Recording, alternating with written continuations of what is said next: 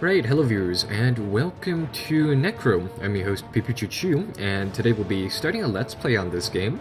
So, Nekro here is a little, I would say, it's classified as a early access strategy game in the Steam store, but I'd say it plays out more so like an RPG more than anything. Anyhow, it's more easier to describe than to, or rather it's easier to play than describe, so let's begin a new game, and let's get rolling here. 14th day of Jinder, of the year 499 in the Common Reckoning. Begin my journal.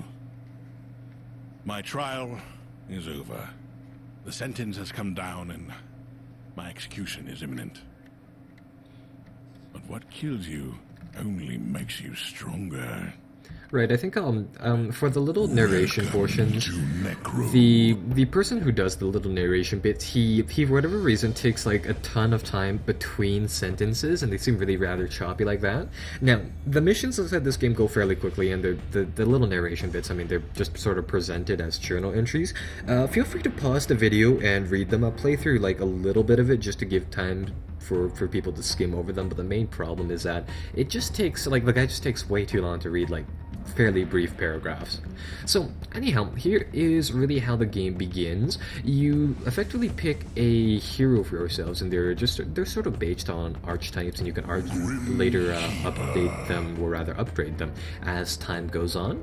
Currently there are 3 available, so I'm probably going to be playing as the Alchemist. He's a bit of a healer type of guy. He heals people. He has low armor and low health, unfortunately, but he's sort of like he relies on his minions a lot, and he plays out more like, say, the Overlord series' game, and that's really what I'm going to go for with him.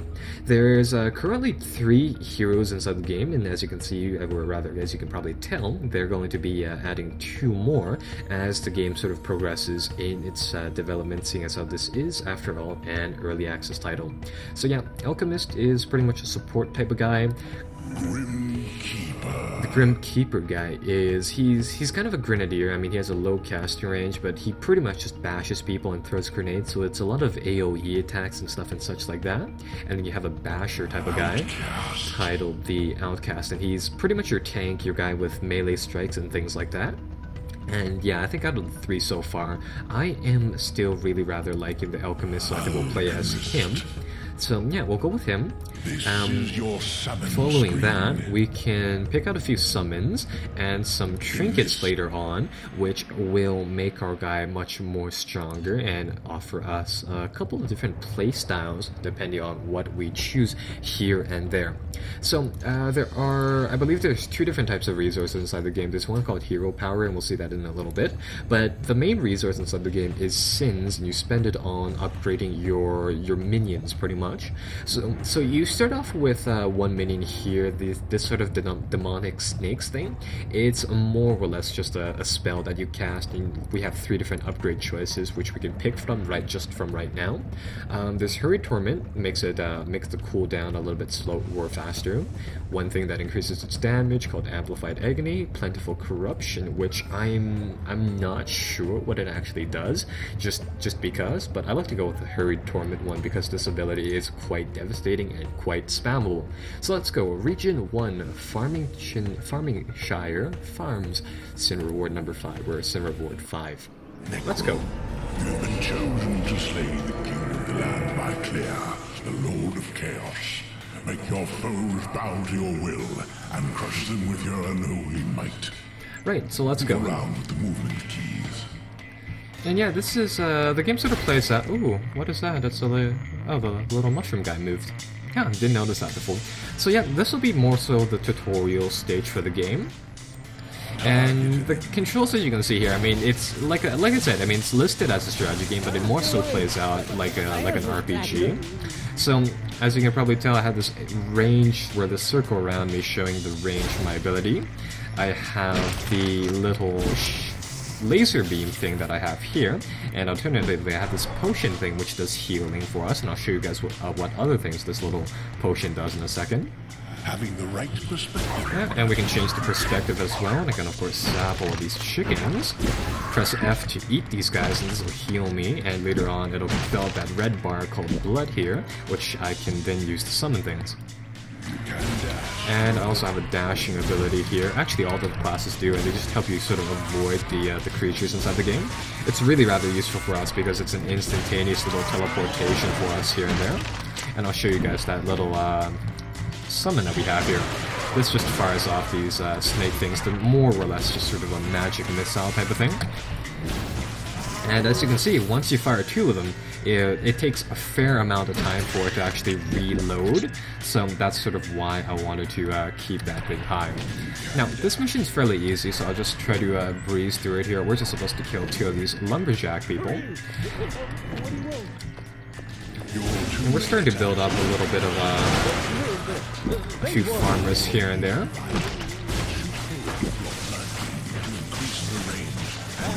Let me just get rid of this guy. There we go. So I'll show you guys what this this little alternative attack can do. This guy needs to go down first, though. There we go.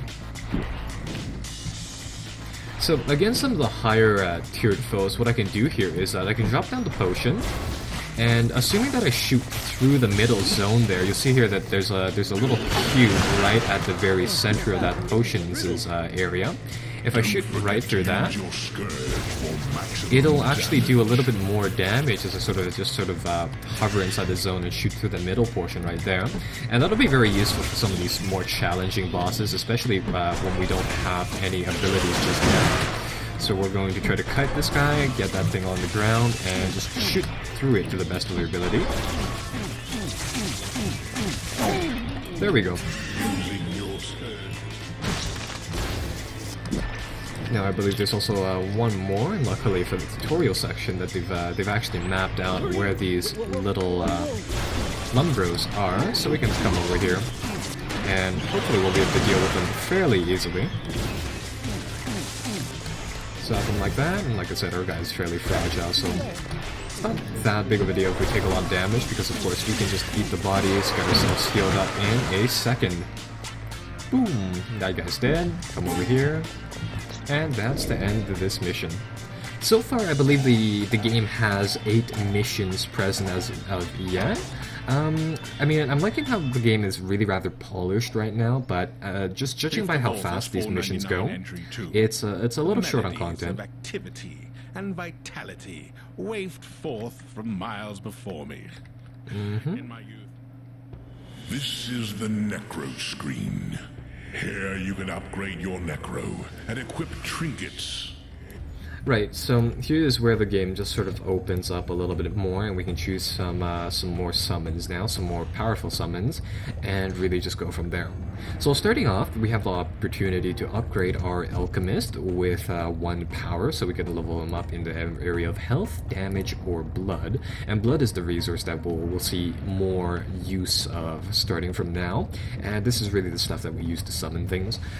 Personally, I'm going to upgrade damage because your starting little laser beam thing, it's not terribly damaging, so that's sort of why. And we have a trinket here which we can equip, and you can carry 4 of these things at one time. They are just sort of consumable items. You have some of them which just sort of heal you, some of them that do damage, or some of them like these which are effectively potions. And last time inside the starting scenario, I got a different one than this blood gem right here. And this one gives us a little bit of blood, so that'll just sort of help us with this upgrade blood thing. It'll make it so that we don't necessarily have to level that one up right now. So let's go over here and let's pick out one actual summon for us to use. As you can probably tell, I mean, this demonic snakes thing, it's more or less just sort of an attack rather than an actual summonable monster that fights for you. And here we have 2 choices. You can pick, this game will give you like effectively like a chain of these summons, and you really just sort of have to pick from one or the other. So we have the horror one, which is sort of this little Zerg like bat thing where you can just really spam it a lot.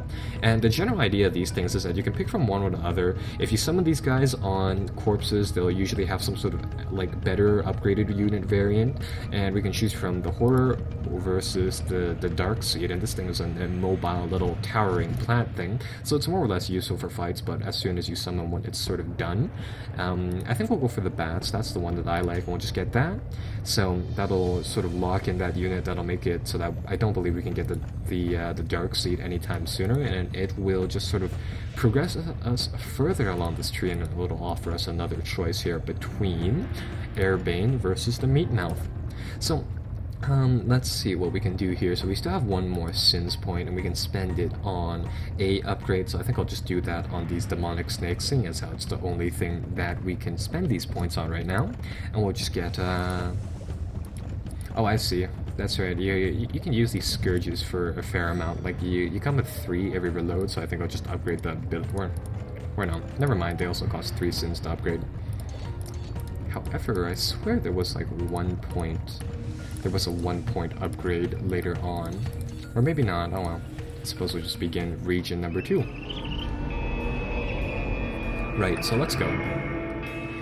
And perfect, this one starts us off right next to a graveyard, so I'll just conceal all of these bodies. Ready to be used. That'll give us a fair amount of corpses. And I can just sort of summon some minions like that. So yeah, the minion system sort of it plays out like that really old game called Overlord, and I think they actually made a sequel to that called Overlord 2. Personally, I didn't play any of the games inside that series apart from I think the demo for one of them. But I really like how they did that game, and as you can see, I mean, yeah, it's more so an RPG than say a strategy game. I mean, the minions just sort of follow us here. Now, I'm going to use this blood gem. That's going to make it so that I have a lot more blood, and if I cast this summon a horror thing on those corpses again, it gives us 2 instead of 1. So I'm just going to sort of hover this area, grab a whole flock of these guys, and move forward.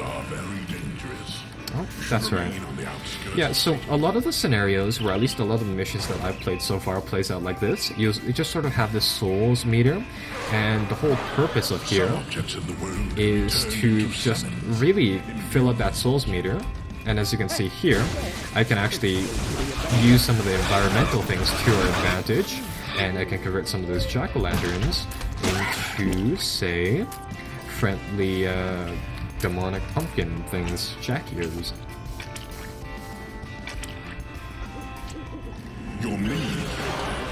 And of course I can issue my guys selecting orders to target one guy. Yeah, so a good strategy with the Necromat or the Alchemist guy is to just sort of focus fire targets.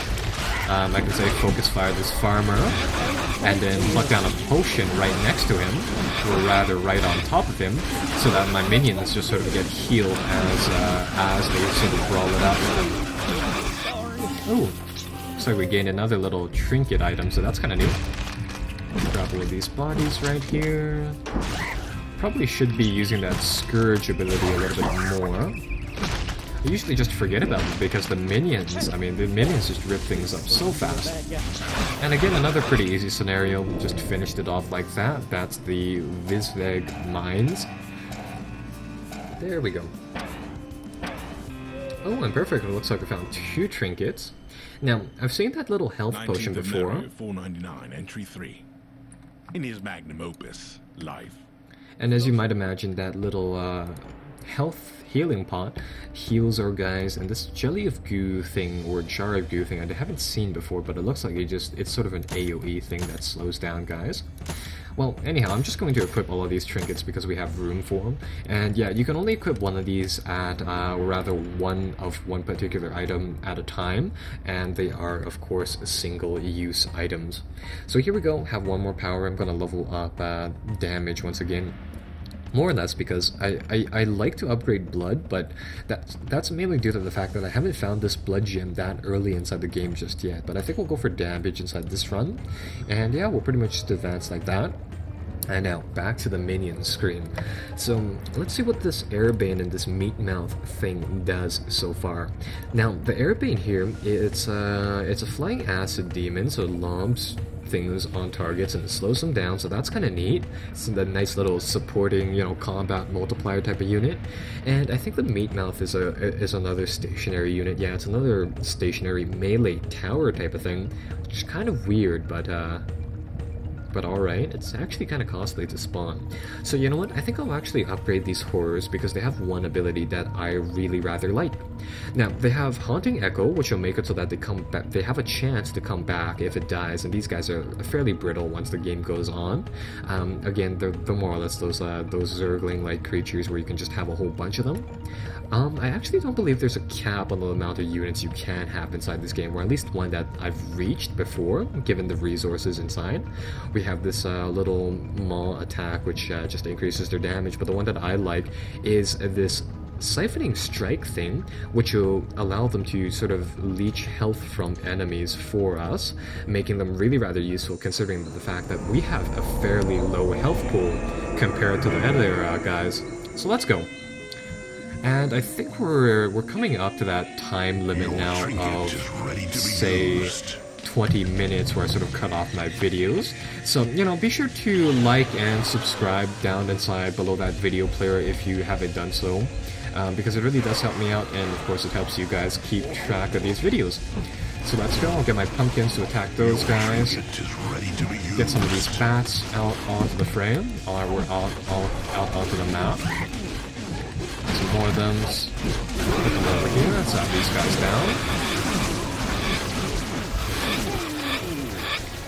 And there we go. Fried all of those guys. We'll consume all of those bodies and get ready for round 2.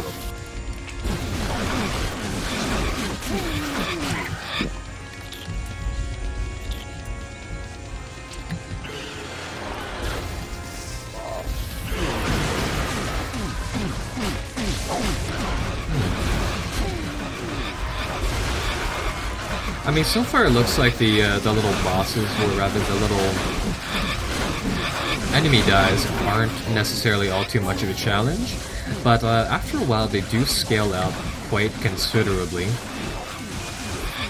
Now, namely, these guys with the axes actually hit pretty hard, and if they actually hit me, you'll see here that they do take a large chunk of my health out, and that's again because we have low armor, and just in general, low capacities to survive these little battles here and there.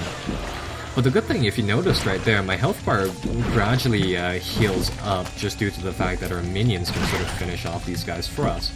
I think I'll get 2 more of these guys for us here. That'll give us a nice little pack. And we'll go forth. Oh, never mind, it looks like we do have a cap on our units. We can have 5 different units here. Now, I'm actually playing this game inside window mode, so I didn't notice these little things at the very edge of my screen here just until now. Oh, another trinket. And I've seen this one before, the Death Cap Mushroom. Health potion right there. Get these guys to swarm that large guy coming at me. That Death Cap Mushroom is this sort of like one-use consumable item here. And the thing that it does is that it'll slow down a target. It'll actually make a target practically stationary for a very, very long time. So it's definitely a very useful thing to say take on bosses and stuff. Oh, hey, haven't seen this before.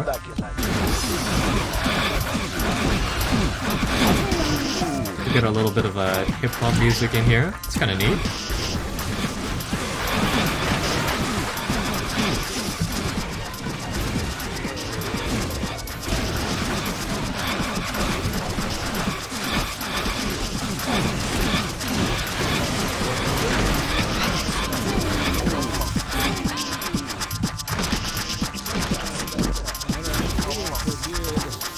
Oh, it's a harvest fair. It's kind of neat. I want to hear the little song they have there. Hey, yo, listen, it's going down just like this. Are you ready for this? Oh, I see. It's just like a short little loop. That's kind of neat.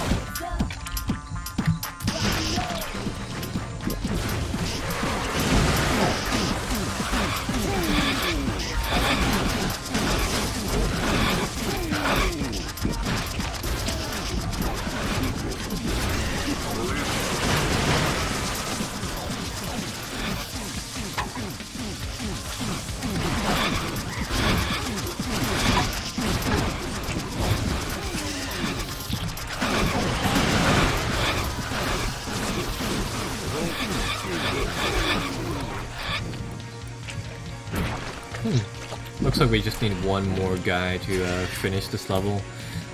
Oh, what is this? I haven't seen this thing before.